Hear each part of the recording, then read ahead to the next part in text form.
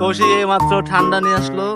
আসসালামু আলাইকুম বন্ধু, আজকে হচ্ছে ঈদ মোবারক, আত্মীয়দের তৃতীয় দিন। আমরা বন্ধুরা মিলে বের হয়েছি ঘুরতে বাইজেট লিং রোড। বাকিটা পিছনের থেকে বন্ধু কামাল বলবেন। আমি ঢাকা থেকে চিটাং আসছি লিং রোডে যাওয়ার জন্য।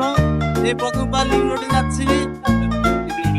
হ্যাঁ, এই আমাদের লিং রোডে যাওয়ার রাস্তাটা।